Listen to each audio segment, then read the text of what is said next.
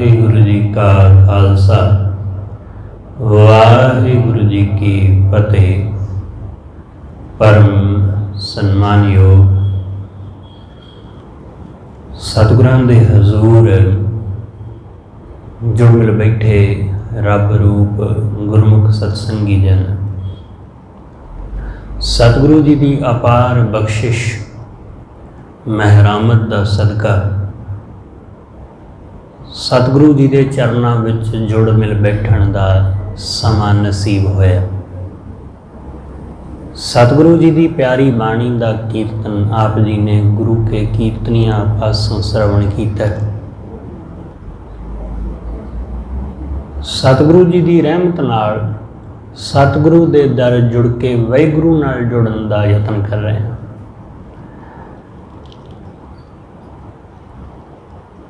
सतगुरु बाणी अंदर समझाते हैं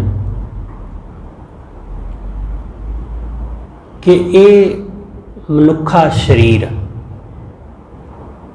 ये जो शरीर है ये बड़ा दुर्लभ है। सतगुरु कहते दुर्लभ इसलिए है क्योंकि लखां जूनिया तो बाद जाके ये हासिल होया। सब जूनिया सब पशु पंछियां जानवरां तो ये श्रेष्ठ है।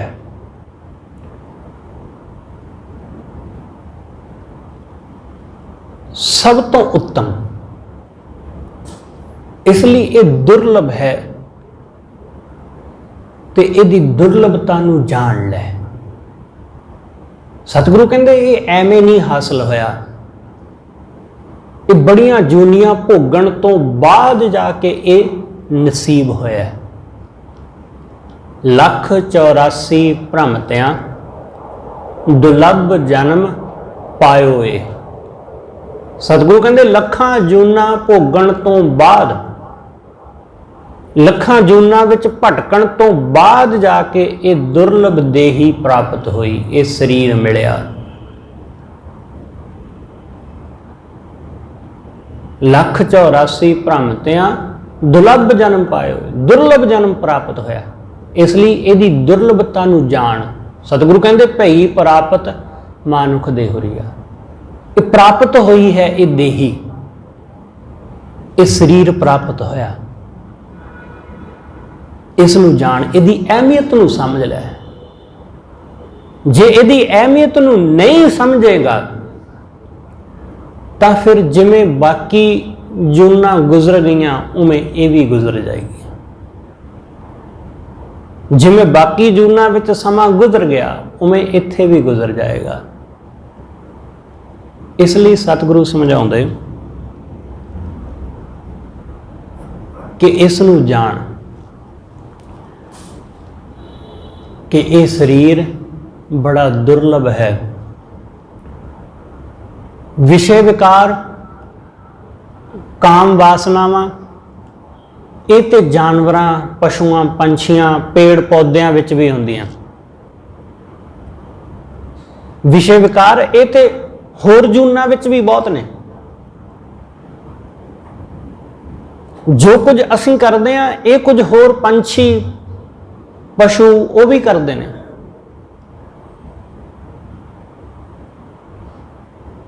इस करके सिर्फ इस करके कि मनुख परिवार नूं पालदा है, संभालदा है, पैसा जोड़दा है, घर बार बनाउंदा है, इस करके बंदा उत्तम नहीं है, क्योंकि ये कुछ तो पशु पंछी भी करते हैं। पंछी बंदे नालों वधिया घर बना लेंदे ने। जिहो जिहा आलना जिहो जिहा घर उन्हां दा बंदा उहो जिहा बना नहीं पांदा। इसलिए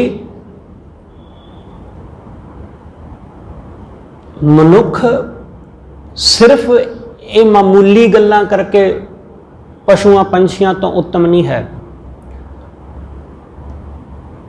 मनुख उत्तम है कि इहदे कोल विचारण दी, सोचण दी, समझण दी शक्ति है। ਇਹਦੇ ਕੋਲ ਜਾਣਨ ਦੀ ਸਮਰੱਥਾ ਹੈ, ਇਸ ਕਰਕੇ ਉੱਤਮ ਹੈ। ਪਸ਼ੂ ਪੰਛੀਆਂ ਦੇ ਵਿੱਚ ਐਸਾ ਹੈ ਕਿ ਜਦੋਂ ਕੋਈ ਜਾਨਵਰ, ਕੋਈ ਪੰਛੀ, ਕੋਈ ਪਸ਼ੂ ਜਨਮਦਾ ਹੈ ਤਾਂ ਉਸ ਪਸ਼ੂ ਦੀ ਮਾਂ ਨੇ ਜਾਂ ਉਸ ਪਸ਼ੂ ਦੇ ਪਿਓ ਨੇ ਜਿਵੇਂ ਆਪਣਾ ਸਫ਼ਰ ਸ਼ੁਰੂ ਕੀਤਾ ਸੀ ਜੀਵਨ ਦਾ, ਉਹਨਾਂ ਦਾ ਅਗਾਂਹ ਬੱਚਾ, ਉਹਨਾਂ ਦਾ ਅਗਾਂਹ ਜਿਹੜਾ ਪੈਦਾ ਹੋਣ ਵਾਲਾ ਜਾਨਵਰ ਹੈ, ਬੱਚਾ ਹੈ, ਉਹ ਵੀ ਉੱਥੋਂ ਹੀ ਸਫ਼ਰ ਸ਼ੁਰੂ ਕਰਦਾ ਹੈ।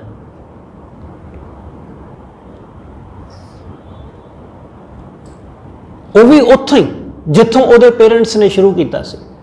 ਪਰ ਬੰਦੇ ਦੇ ਵਿੱਚ ਇਹ ਖਾਸੀਅਤ ਹੈ ਕਿ ਬੰਦੇ ਦਾ ਜਦੋਂ ਬੱਚਾ ਜਨਮਦਾ ਹੈ ਤਾਂ ਪੇਰੈਂਟਸ ਨੇ, ਮਾਂ-ਬਾਪ ਨੇ ਜੋ ਸਿੱਖਿਆ, ਜੋ ਸਮਝਿਆ, ਜੋ ਕੁਝ ਜੀਵਨ ਵਿੱਚ ਹੰਢਾਇਆ, ਉਹ ਉਹਨਾਂ ਦੇ ਬੱਚੇ ਨੂੰ ਨਹੀਂ ਹੰਢਾਉਣਾ ਪੈਂਦਾ। ਹਰ ਮਾਂ-ਬਾਪ ਕਹਿੰਦੇ ਨੇ ਕਿ ਜੋ ਸਾਨੂੰ ਨਹੀਂ ਮਿਲਿਆ ਉਹ ਇਹਨੂੰ ਮਿਲੇ, ਜੋ ਦੁੱਖ ਅਸੀਂ ਭੋਗਿਆ ਉਹ ਇਹ ਨਾ ਭੋਗੇ। ਪਰ ਜਾਨਵਰ ਦੇ ਕੋਲ ਇੰਨੀ ਸਮਝ ਨਹੀਂ ਹੈ, ਇਸ ਲਈ ਜਾਨਵਰ ਨੂੰ ਉੱਥੋਂ ਹੀ ਸਫ਼ਰ ਆਰੰਭ ਕਰਨਾ ਪੈਂਦਾ ਜਿੱਥੋਂ ਉਹਦੇ ਬਜ਼ੁਰਗ ਪੀੜ੍ਹੀਆਂ ਤੋਂ, ਸਦੀਆਂ ਤੋਂ ਕਰਦੇ ਆਏ। ਪਰ ਬੰਦੇ ਦੇ ਵਿੱਚ ਐਸਾ ਨਹੀਂ ਹੈ। ਇੱਥੇ ਜਿੱਥੇ ਮਾਂ-ਬਾਪ ਛੱਡ ਕੇ ਜਾਂਦੇ ਨੇ, ਬੱਚਾ ਅਗਾਂਹ ਉੱਥੋਂ ਸ਼ੁਰੂ ਕਰਦਾ ਹੈ। ਉਹਨੂੰ ਸ਼ੁਰੂ ਤੋਂ ਸ਼ੁਰੂ ਨਹੀਂ ਕਰਨਾ ਪੈਂਦਾ, ਉਹਨੂੰ ਉੱਥੋਂ ਆਰੰਭ ਕਰਨਾ ਪੈਂਦਾ ਜਿੱਥੋਂ ਉਹਦੇ ਬਜ਼ੁਰਗ ਛੱਡ ਗਏ।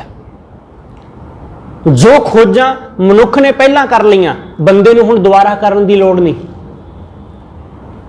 ਉਹਨਾਂ ਨੂੰ ਦੁਬਾਰਾ ਖੋਜਣ ਦੀ ਜ਼ਰੂਰਤ ਨਹੀਂ, ਕਿਉਂਕਿ ਉਹ ਖੋਜ ਲਿਆ ਗਿਆ। ਇਸ ਲਈ ਹੁਣ ਉਹਦੇ ਤੋਂ ਲਾਭ ਲਿਆ ਜਾਵੇ, ਉਹਦੇ ਤੋਂ ਫਾਇਦਾ ਉਠਾਇਆ ਜਾਵੇ। ਇਸ ਲਈ ਅਗਾਂਹ ਦੀਆਂ ਪੀੜ੍ਹੀਆਂ ਉਹਦੇ ਤੋਂ ਫਾਇਦਾ ਉਠਾਉਂਦੀਆਂ ਤੇ ਅੱਗੇ ਵਧਦੀਆਂ। ਆਇਨਸਟੀਨ ਵਰਗੇ ਵਿਗਿਆਨਕ, ਉਹਨਾਂ ਨੂੰ ਮਰਿਆਂ ਕਈ ਸਾਲ ਹੋ ਗਏ। ਗਲੀਲੀਓ ਵਰਗੇ ਕਦੋਂ ਦੇ ਚਲੇ ਗਏ ਇਸ ਧਰਤੀ ਤੋਂ, ਪਰ ਉਹਨਾਂ ਨੇ ਜੋ ਖੋਜਿਆ, ਅੱਜ ਦਾ ਵਿਗਿਆਨ ਉਹਨਾਂ ਦੀ ਖੋਜ ਦੇ ਉੱਤੇ ਆਧਾਰਿਤ ਹੀ ਚੱਲਦਾ ਹੈਗਾ। ਜੇ ਅੱਜ ਦੇ ਵਿਗਿਆਨੀਆਂ ਨੂੰ ਵੀ ਗਲੀਲੀਓ ਵਾਲੀ ਖੋਜ ਕਰਨੀ ਪਵੇ, ਆਇਨਸਟੀਨ ਵਰਗੀ ਖੋਜ ਕਰਨੀ ਪਵੇ, ਫਿਰ ਆ ਜੋ ਤਰੱਕੀ ਦਿਖਾਈ ਦਿੰਦੀ ਇਹ ਨਾ ਦਿਸਦੀ।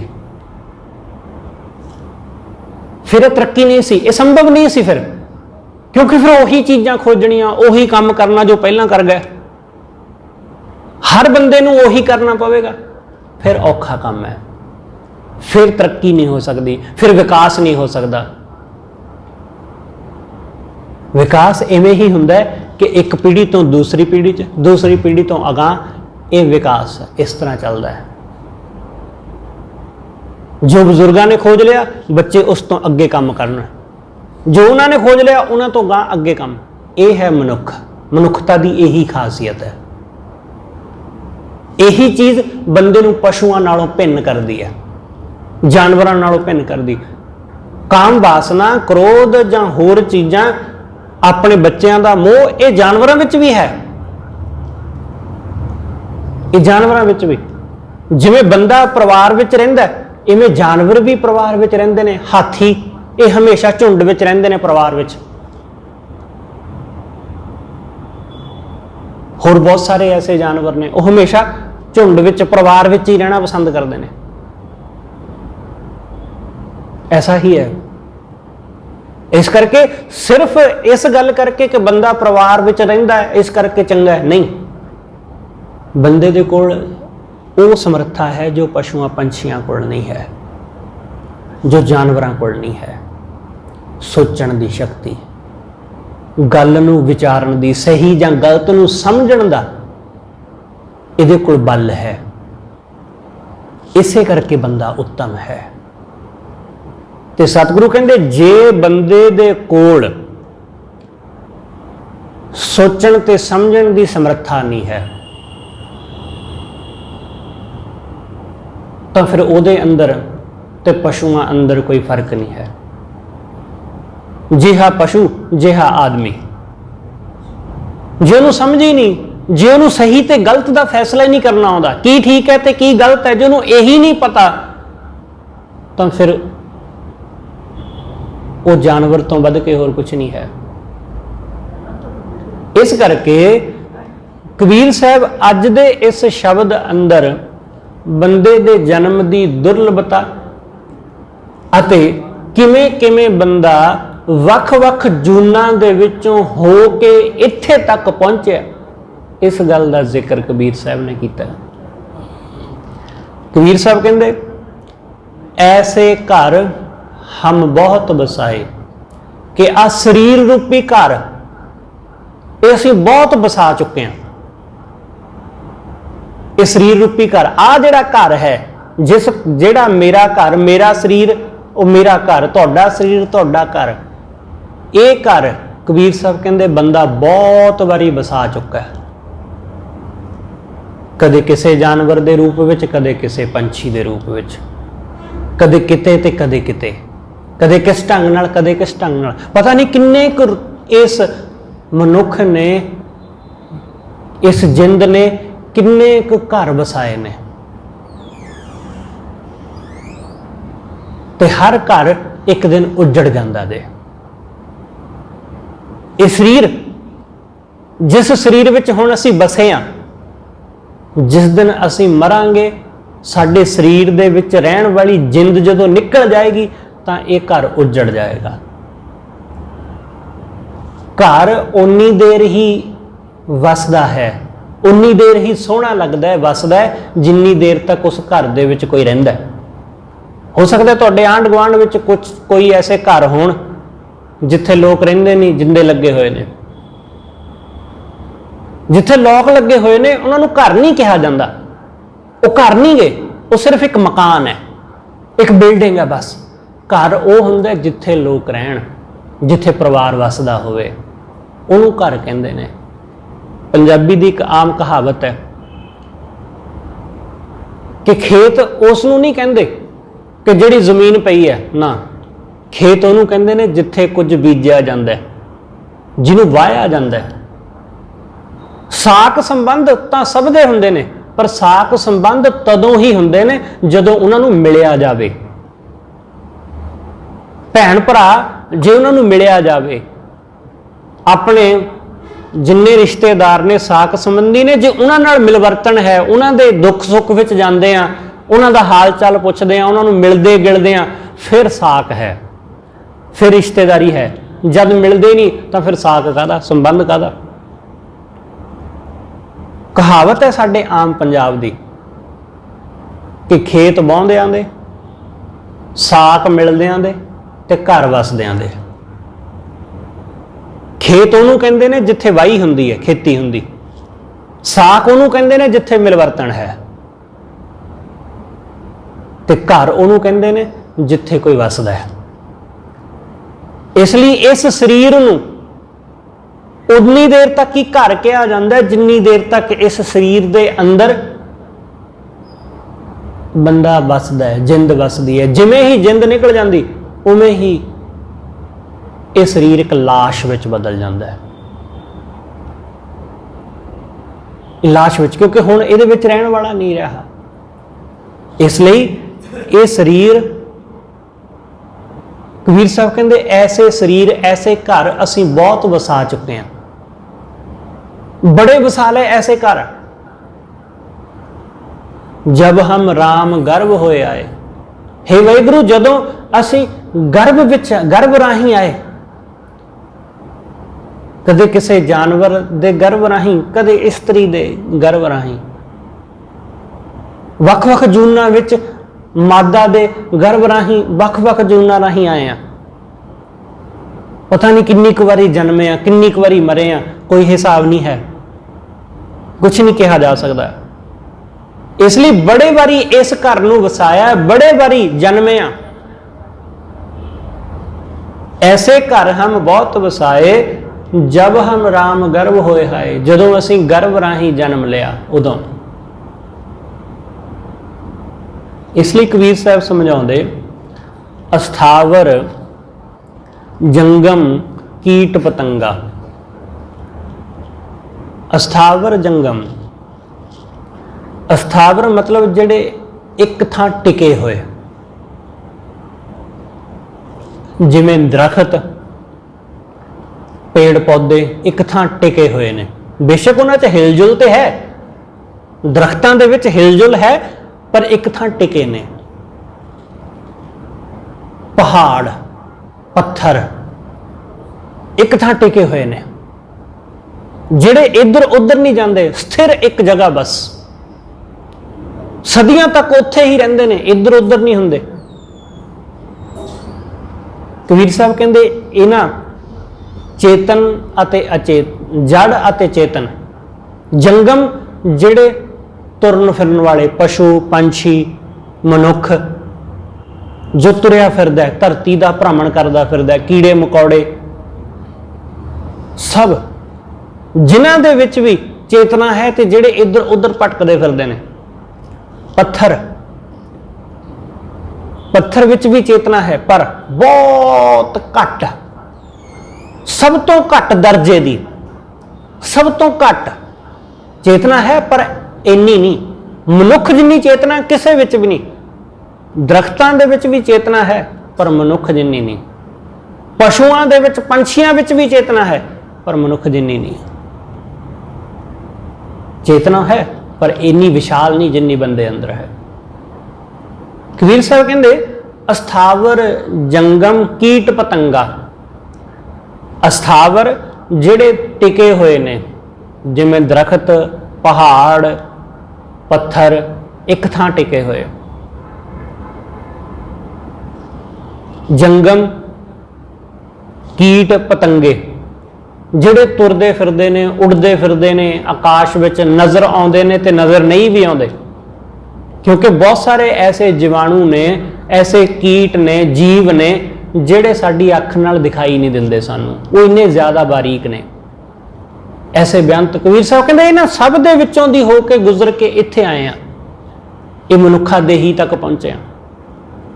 ਅਸਥਾਵਰ ਜੰਗਮ ਕੀਟ ਪਤੰਗਾ ਅਨੇਕ ਜਨਮ ਕੀਏ ਬਹੁ ਰੰਗਾ, ਅਨੇਕਾਂ ਜਨਮ, ਅਨੇਕਾਂ ਰੰਗਾਂ, ਅਨੇਕਾਂ ਕਿਸਮਾਂ, ਅਨੇਕਾਂ ਭਾਂਤਾਂ ਦੇ जिहड़ी वाहिगुरू ने कुदरत पैदा की है, जिन्होंने गुरु नानक साहब कहते रंगी रंगी भांति कर कर जिनसी माया जिन्नू पाई। ये सब रंगां दी, सब भांतां दी, ये सब जिनसां दी जो ये कुदरत है, इस दे विच सब दे सब नूं भोग के जां सब दे राही ये कुछ देख के इत्थे पहुंचे। इसलिए सतगुरु कहते अनेक जन्म किए बहु रंगा, अनेकां जन्म देखे ने, वख वख जूना विचों हो गुजरे, ऐसे घर हम बहुत बसाए। ऐसे घर बड़े बसा चुके हैं, बड़े बसा ले ऐसे घर, जब हम राम गर्भ होए आए, जदों असी मां दे गर्भ राही जन्मे। रहाओ जोगी जति तपी ब्रह्मचारी, कबहू राजा छत्रपत कबहू पेगारी।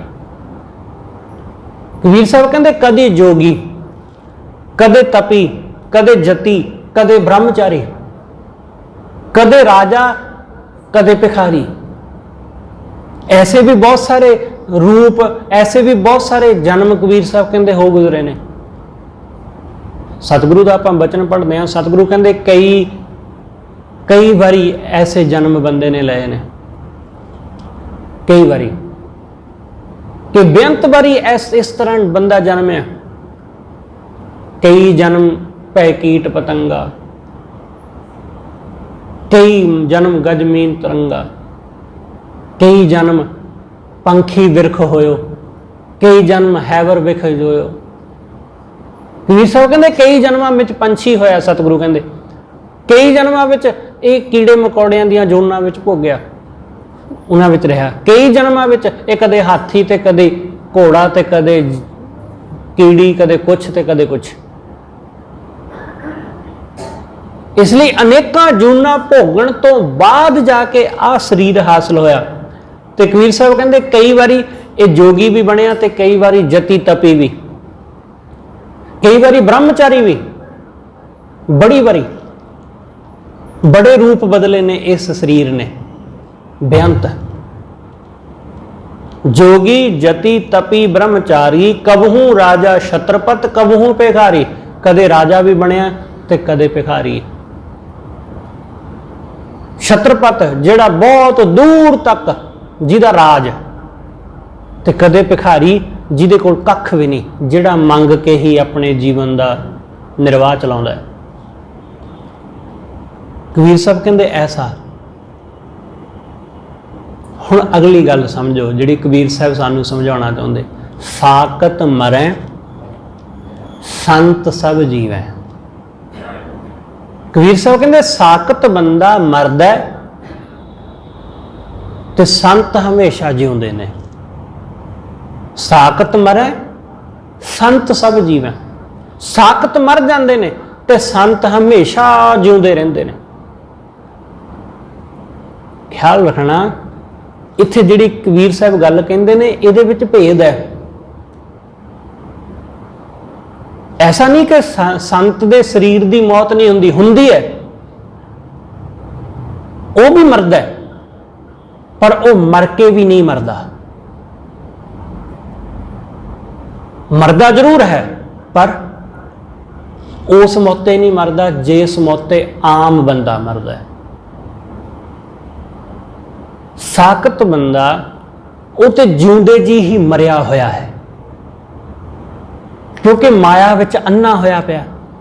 पैसे तो बिना होर कुछ दिखाई नहीं दिंदा, काम वासना विषयां विकारां तो बिना उन्होंने होर कुछ नहीं सुझदा। जे उहदी इच्छा पूरी हुंदी है तो वह खुश है, जे उहदी इच्छा पूरी नहीं हुंदी, कामना पूरी नहीं हुंदी, तो वह दुखी है। इसलिए मर मर के जिउंदा है, पैसे दे लई, चीज़ां दे लई, रुतबियां दे लई, सुख सहूलतां दे लई मर मर के जिउंदा है। रोज देखण नूं जिउंदा है पर वह मरिया होया ही है। साधु संत हो सकता है उहदे कोल कुछ भी ना होवे, उहदी हालत भिखारियां जैसी होवे, पर फिर भी वह मर मर के नहीं जिउंदा। फिर भी तुसीं उहनूं खिड़िया होया उहनूं आनंद विच जाणोगे। हाँ, जे उहदे कोल दौलत भी है, जे साधु दे कोल सुख सहूलतां भी हैगियां, पैसा भी हैगा, कारोबार भी है, तो तुसीं उहनूं आम लोकां वांग पैसे विच गलतान नहीं देखोगे कि सब कुछ कोल है उहदे, पैसे धेले दी कमी नहीं, पर फिर भी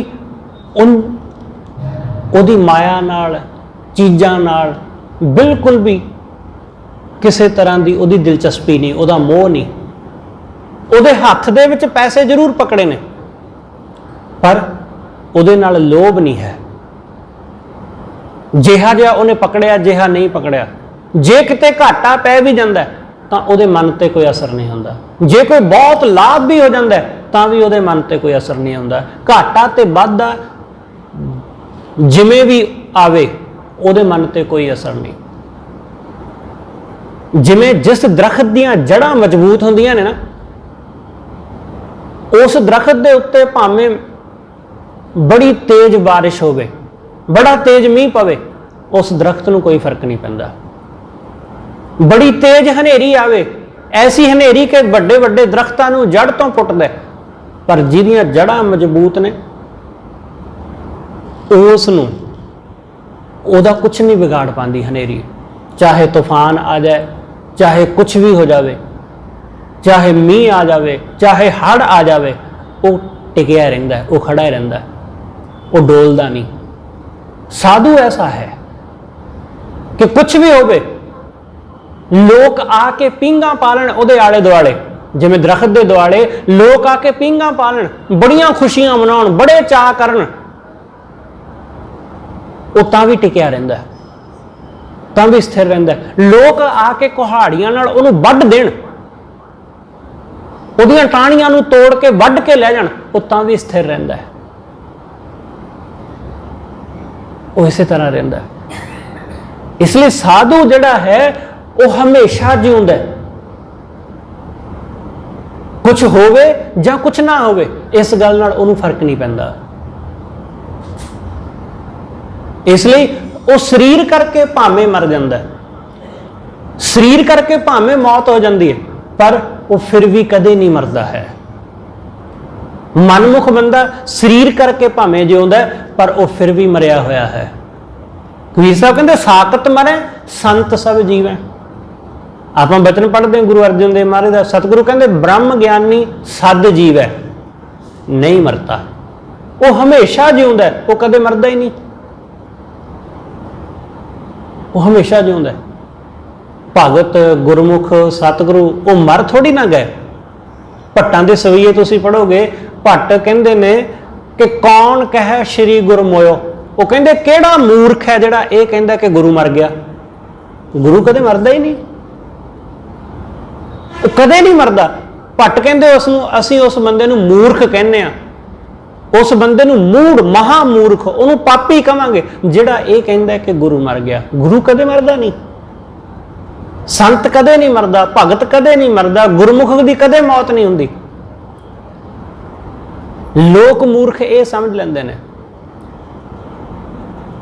ਗੁਰੂ ਸਾਹਿਬਾਨ ਨੇ ਸਾਨੂੰ ਸਮਝਾਇਆ, ਤੁਸੀਂ ਜਿੰਨੇ ਵੀ ਸਾਡੇ ਗੁਰੂ ਨੇ ਉਹਨਾਂ ਦੇ ਅੰਤ ਵੇਲੇ ਦੀ ਜੋ ਵੀ ਸਾਡੇ ਇਤਿਹਾਸਕ ਗ੍ਰੰਥਾਂ ਦੇ ਵਿੱਚ ਜਾਣਕਾਰੀ ਹੈ ਉਹ ਸਾਰੀ ਪੜ੍ਹੋ। ਚਾਹੇ ਗੁਰੂ ਨਾਨਕ ਸਾਹਿਬ, ਚਾਹੇ ਗੁਰੂ ਅੰਗਦ ਸਾਹਿਬ, ਗੁਰੂ ਅਮਰਦਾਸ, ਗੁਰੂ ਰਾਮਦਾਸ, ਸਾਰੇ ਗੁਰੂ ਸਾਹਿਬ ਉਹਨਾਂ ਦੇ ਆਖਰੀ ਵੇਲੇ ਜੋ ਉਹਨਾਂ ਨੇ ਸ਼ਬਦ ਕਹੇ ਉਹ ਸਾਡੇ ਸੁਣਨ ਵਾਲੇ ਨੇ। ਹਰ ਗੁਰੂ ਸਾਹਿਬ ਨੇ ਇੱਕੋ ਹੀ ਗੱਲ ਕਹੀ ਹੈ, ਸ਼ਬਦ ਵੱਖੋ ਵੱਖਰੇ ਹੋਣਗੇ ਪਰ ਗੱਲ ਇੱਕੋ ਹੀ ਹੈ ਸਾਰੇ ਗੁਰੂ ਸਾਹਿਬ ਦੀ, ਕਿ ਭਾਈ ਗੁਰੂ ਸਰੀਰ ਨਹੀਂ ਹੁੰਦਾ।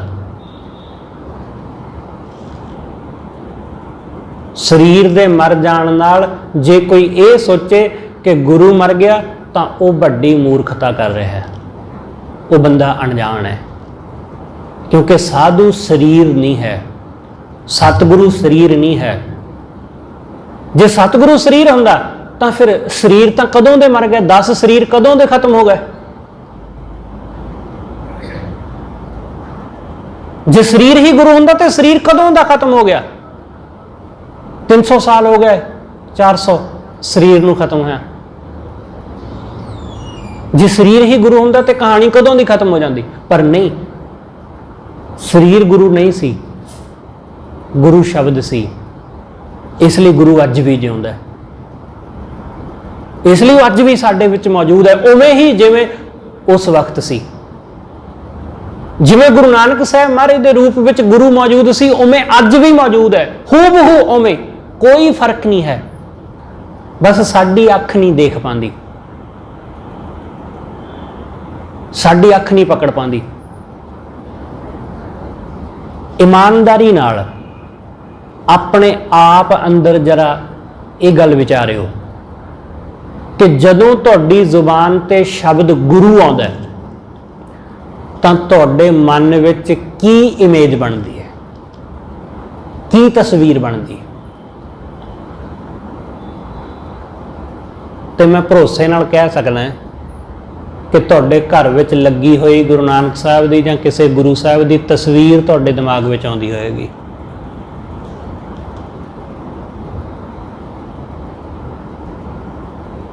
ਕਿਉਂਕਿ ਅਸੀਂ ਗੁਰੂ ਹਾਲੇ ਤੱਕ ਵੀ ਸਰੀਰ ਨੂੰ ਹੀ ਸਮਝਦੇ ਹਾਂ। ਜਿਵੇਂ ਹੀ ਗੁਰੂ ਸ਼ਬਦ ਆਉਂਦਾ ਉਵੇਂ ਇੱਕ ਇਮੇਜ, ਉਵੇਂ ਹੀ ਇੱਕ ਮੂਰਤ ਸਾਡੇ ਦਿਮਾਗ ਵਿੱਚ, ਸਾਡੇ ਮਨ ਵਿੱਚ ਆ ਜਾਂਦੀ ਹੈ। ਅੱਖਾਂ ਬੰਦ ਕਰੋ, ਤੁਹਾਡਾ ਸਭ ਤੋਂ ਪਹਿਲਾਂ ਧਿਆਨ ਗੁਰੂ ਸੁਣਦਿਆਂ ਸਾਰ ਉਸ ਤਸਵੀਰ ਤੇ, ਉਸ ਇਮੇਜ ਤੇ ਜਾਵੇਗਾ ਜੋ ਤੁਸੀਂ ਮੰਨ ਕੇ ਬੈਠੇ ਹੋ।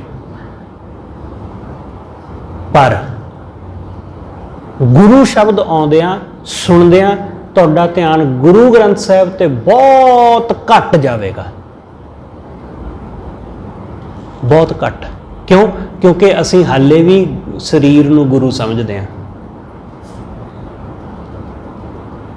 ਸਾਡੀ ਆਸਥਾ ਹਾਲੇ ਵੀ ਕਿਤੇ ਨਾ ਕਿਤੇ ਸਰੀਰ ਨਾਲ ਜੁੜੀ ਹੋਈ ਹੈ। ਇਸ ਕਰਕੇ ਅਸੀਂ ਸੋ ਕਾਲਡ ਤਸਵੀਰਾਂ ਗੁਰੂਆਂ ਦੀਆਂ ਆਪਣੇ ਘਰ ਵਿੱਚ ਲਾਈਆਂ ਹੋਈਆਂ,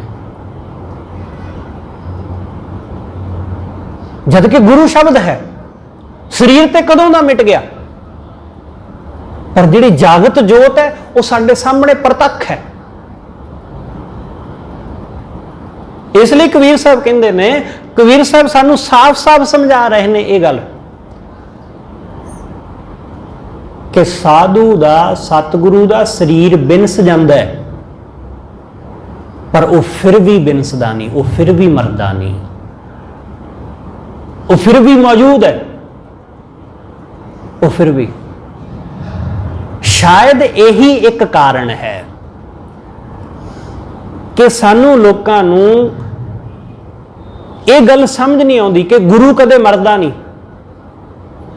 इस गल नू प्रूफ करने लई फिर सानू कुछ ऐसियां कहानियां, कुछ ऐसियां साखियां घड़नियां पैंदियां जिन्हां विच यह दस्सिया जांदा है कि गुरु शरीर समेत चला गया दुनिया तो। यह गल दस्सण लई कि गुरु कदे मरदा नहीं, इसलिए ऐसियां कहानियां होंद विच आउंदियां। उहदे पिछे मानसिकता गलत नहीं है, ऐसी साखी बनाउण विच जिहड़ी मानसिकता है, क्योंकि बंदे दे कोल अल्फाज नहीं। किवें सिद्ध करांगे कि भाई गुरु मरदा नहीं कदे? किवें प्रूफ करांगे? साडे कोल प्रूफ करने लई कुछ नहीं हुंदा। फिर ऐसी कहानी होंद विच आउंदी है कि भाई गुरु शरीर करके चला गया, दुनिया दा शरीर इत्थे मर जांदा है, गुरु शरीर समेत ही चला गया। ऐसी कहानी गुरु नानक साहब नाल जां गुरु गोबिंद सिंह साहब नाल जोड़ी गई, जीसस नाल ऐसियां कहानियां जुड़ियां, कबीर साहब नाल एक कहानी जुड़ी है कि कबीर साहब शरीर समेत चले गए। ऐसे बहुत सारे संत भगत उन्हां दे नाल ऐसियां कहानियां जुड़ियां हुईयां, क्योंकि साडे कोल प्रूफ करन कि असीं किवें साबित करांगे कि साधु मरदा नहीं, साधु दी मौत नहीं। क्योंकि कोई बंदा कहेगा कि आह देखो जी, तुसीं कहंदे साधु मरदा नहीं, आह पई तुहाडे साधु दी लाश।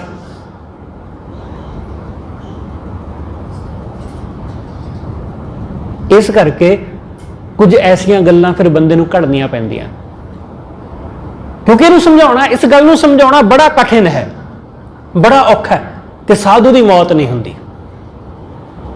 शरीर करके हुंदी है मौत, शरीर करके उस नूं भी बीमारी आउंदी है, उहदे भी शरीर नूं बुखार हुंदा है, उहनूं भी पसीना आउंदा है, उहनूं भी बहुत कुछ हुंदा है, उहनूं भी भुख लगदी है, उहनूं भी नींद आउंदी है, उहनूं भी साडे वांगू शरीर नाल सारा कुछ हुंदा है, पर वो फिर भी साडे वर्गा नहीं हुंदा है। उहनूं अपने नालों उत्तम सिद्ध करने लई कई तरह दीयां गल्लां बनाउणीआं पैंदियां। जिवें महावीर दे नाल जैनियां ने गल जोड़ी है, सच नहीं है, पर वो कहंदे ने कि महावीर नूं सारी जिंदगी कदे पसीना नहीं सी आउंदा। हुण ये गल हासे वाली लगदी है कि बंदा नंगा रहिंदा होवे तो पसीना ना आउंदा होवे, ये किवें संभव? इत्थे हो नहीं सकदा। ये गल बिल्कुल झूठ है, ऐसा बिल्कुल नहीं हो सकता। पर यह गल इसलिए बनाई गई क्योंकि जे महावीर नूं भी आम बंदे वांगू पसीना आउंदा ते आम बंदे ते महावीर च फर्क की है? कुछ भी नहीं। इसलिए अपने नालों उत्तम सिद्ध करने लई यह कहानी घड़ ली जाती कि उन्होंने पसीना नहीं सी आउंदा, क्योंकि साडे कोल शब्द नहीं हैगे। असीं किवें दसीए कि भाई वो बंदे साडे नालों उच्चे ने, वो साडे नालों बहुत उच्चे ने। इसलिए सानू फिर आ निक्कियां मोटियां गल्लां दसणियां पैंदियां अपने कोलों घड़ घड़ के, बना बना के। इस करके जदों कोई ऐसी साखी पढ़ो जां जिहदे उत्ते तुहानूं लगे कि गलत है, तो उहनूं जरा जिहा दूसरे पक्ष तो, दूसरे एंगल तो देखो कि इहदा मतलब कुछ होर है, सानू समझ नहीं आ रहा। साखी घड़न वाले ने उन्हें बड़े सोच समझ के घड़ी है, क्योंकि वो कोई गल सानू रहस्य दी गल, कोई रमज समझाउणी चाह रहा है, साधु दी, संत दी कोई रमज समझाउणी चाह रहा है, उन्होंने शब्द नहीं लगे, इसलिए उन्हें कोई चमत्कारी कहानी घड़ लई। उहदे पिछे बंदे दा दोष नहीं है, उस साखी घड़न वाले दा। साडी उन्नी समझ नहीं है, असी समझ नहीं सके, असी उस भेद नूं जान नहीं सके। कबीर साहब कहते साकत मरे संत सब जीवै। साकत सब मर जाते हैं पर संत हमेशा जिउंदा रहिंदा है, वो कदे नहीं मरदा, वो हमेशा जिउंदा है। राम रसायन रसना पीवै, वो वाहिगुरू दे नाम रूपी रस नूं हमेशा अपनी रसना नाल पींदा है, वो हमेशा आनंद माणदा है, हमेशा उहदी रसना वाहिगुरू दे विच हमेशा रसी हुई,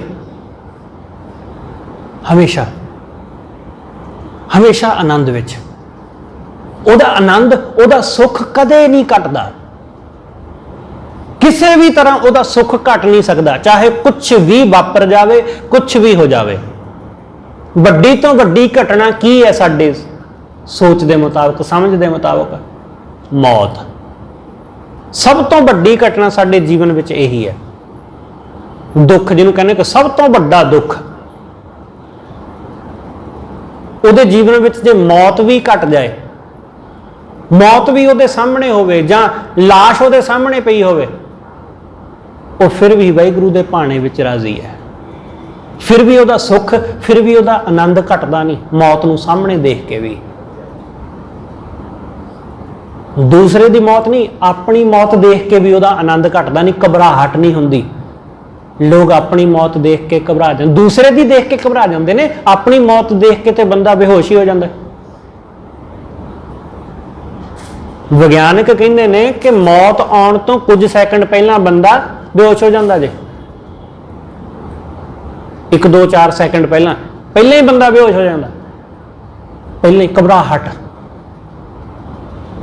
ਬਾਕੀ ਉਹਦੇ ਸਰੀਰ ਦੇ ਅੰਗ ਹੌਲੀ ਹੌਲੀ, ਦਿਮਾਗ, ਦਿਲ, ਉਹ ਹੌਲੀ ਹੌਲੀ ਸ਼ਾਂਤ ਹੁੰਦੇ ਨੇ, ਹੌਲੀ ਹੌਲੀ ਬੰਦ ਹੁੰਦੇ ਨੇ, ਪਰ ਉਹ ਬੇਸੁੱਧ ਹੋ ਜਾਂਦਾ ਹੈ ਕੁਝ ਸੈਕਿੰਡ ਪਹਿਲਾਂ ਹੀ। ਲੋਕ ਦੂਸਰੇ ਦੀ ਮੌਤ ਦੇਖ ਕੇ ਜਾਂ ਦੂਸਰੇ ਦਾ ਦੁੱਖ ਦੇਖ ਕੇ ਬੇਹੋਸ਼ ਹੋ ਜਾਂਦੇ ਨੇ, ਤਾਂ ਆਪਣੀ ਵਾਰੀ ਤੇ ਫਿਰ ਕੀ ਹੋਵੇਗਾ, ਇਹਦਾ ਤੇ ਅੰਦਾਜ਼ਾ ਲਾਇਆ ਜਾ ਸਕਦਾ ਹੈ। ਪਰ ਸਾਧੂ ਐਸਾ ਹੈ, परमात्मा का संत ऐसा है कि वह बड़े तो बड़ा दुख भी देख के वो घबराउंदा नहीं है, वो विचों भी आनंद देखता है कि वाहिगुरू की रजा यही है, परमेश्वर का भाना यही, वो विचों भी आनंद मान लेंदा है। इसलिए वह आनंद, वह सुख किसी भी कीमत ते घटदा नहीं किसी भी तरह, क्योंकि वाहिगुरू के नाम नूं हमेशा अपनी रसना नाल वो पींदा रहिंदा है। राम रसायन रसना पीवै कहो कबीर प्रभ कृपा कीजै। हे प्रभु, हे वाहिगुरू कृपा करो, मेरे ते ये रहमत करो, हार परे असी वख वख जूना विच भटक के हार गए हाँ, थक गए हाँ, ते तुहाडी शरण विच आए हाँ, अब पूरा दीजै, हुण संपूर्णता बख्शो, हुण असी पूरे हो सकीए, क्योंकि हुण ही पूरे होने का टाइम है। मरण तो बाद जिहड़ा पूरा होना है ना, वो ठीक नहीं है। जदों कोई आदमी मरदा तो लोग कहते ने कि बंदा पूरा हो गया। पूरा इसलिए कहते ने कि वो ये नहीं कहना चाहते कि आदमी मर गया, ये कहने तो थोड़ी दिक्कत लगती है, ये कहने तो थोड़ा अजीब लगता है कि फलाने बंदे की मौत हो गई, लोग कहते ने फलाना बंदा पूरा हो गया। पूरा हो गया मतलब वो जीवन का सफर पूरा हो गया, बस खत्म हो गई कहानी। पर पूरा होना ये नहीं है। पूरा होना है कि जदों मन दियां वासनावां मिट जाण, जदों मन कहे कि सब भोग लिया, सब देख लिया, कुछ नहीं इन्हां विच, जदों वाहिगुरू दे नाम दा रस आ जाए, जदों अखां कहण कि उस परमात्मा नूं देख लिया, बस हुण होर कुछ देखण दी इच्छा नहीं, जदों कन कहण कि सुन लिया उस वाहिगुरू नूं, सुन लिया उहदा संगीत, हुण कुछ होर सुनने की इच्छा नहीं, चख लिया अपनी रसना नाल उस वाहिगुरू दा स्वाद, हुण होर स्वादां नूं, हुण होर चीज़ां दे रस मानण की इच्छा नहीं। जदों तृप्ति आ जाए, संपूर्ण तृप्ति, अखां दी, कन दी, जुबान दी, इंद्रियां दी, वासनावां दी, सब कासे दी जदों तृप्ति हो जाए, बंदा कहे कि बस काफ़ी है, संपूर्णता फिर आउंदी है। इसलिए कबीर साहब कहते सच्चे पातशाह हार गए असी सब चीज़ां भोग भोग के, पर तृप्ति नहीं आउंदी, पूर्णता आउंदी नहीं। हार गए सब कुछ देख के, सुन के, पढ़ के, विचार के, सब कुछ करके हार गए। इसलिए हुण तेरी शरण विच हाँ, कृपा करके रख लै। जिन्हों सतगुरु कहते अब हम चली ठाकुर पै हार, हुण मैं उहदी शरण विच आ गया, थक के हार के आ गया कि हुण वो कृपा करके अपनी शरण रख लवे। ਇਸ ਲਈ ਉਹਦੀ ਸ਼ਰਨ ਆ ਕੇ ਹੀ ਸਾਰੇ ਸ਼ੰਕੇ, ਸਾਰੀਆਂ ਚੀਜ਼ਾਂ ਮਿਟਦੀਆਂ, ਉਹਦੇ ਦਰ ਆ ਕੇ ਹੀ ਅਸੀਂ ਪੂਰੇ ਹੁੰਦੇ ਆ। ਇੱਕ ਪੂਰੇ ਹੋਣ ਦਾ ਮਤਲਬ ਇਹ ਵੀ ਹੈ ਕਿ ਜਦੋਂ ਤੱਕ ਬੰਦਾ ਗੁਰੂ ਦੇ ਦਰ ਮਰਦਾ ਨਹੀਂ, ਉਦੋਂ ਤੱਕ ਪੂਰਾ ਨਹੀਂ ਹੁੰਦਾ। ਸ਼ਾਇਦ ਇਸ ਕਰਕੇ ਵੀ ਕਿਹਾ ਜਾਂਦਾ ਹੈ ਕਿ ਮਰਨ ਤੋਂ ਬਾਅਦ ਬੰਦਾ ਪੂਰਾ ਹੋ ਗਿਆ। ਗੁਰੂ ਦੇ ਦਰ ਆ ਕੇ ਜਦੋਂ ਸਾਡਾ ਹੰਕਾਰ, ਸਾਡੀ ਮੈਂ ਮਰ ਜਾਂਦੀ ਹੈ, ਫਿਰ ਅਸੀਂ ਗੁਰੂ ਦੇ ਦਰ ਪੂਰੇ ਹੁੰਦੇ ਆ। ਉਸ ਤੋਂ ਬਿਨਾਂ ਸੰਪੂਰਨਤਾ ਆਉਂਦੀ ਨਹੀਂ। ਸਤਿਗੁਰੂ ਰਹਿਮਤ ਕਰੇ ਐਸੀ ਸੰਪੂਰਨਤਾ ਉਹ ਸਤਿਗੁਰੂ ਸਾਨੂੰ ਸਾਰਿਆਂ ਨੂੰ ਬਖਸ਼ੇ। ਹੋਈਆਂ ਬੇਅੰਤ ਭੁੱਲਾਂ ਲਈ ਖਿਮਾ ਸਤਿਗੁਰੂ ਜੀ ਅਤੇ ਆਪ ਸਰਬੱਤ ਸੰਗਤ ਬਖਸ਼ਣਯੋਗ। ਭੁੱਲਾਂ ਨਾ ਚਤਾਰਦੇ ਹੋਏ ਆਖੋ ਜੀ ਵਾਹਿਗੁਰੂ ਜੀ ਕਾ ਖਾਲਸਾ ਵਾਹਿਗੁਰੂ ਜੀ ਕੀ ਫਤਿਹ।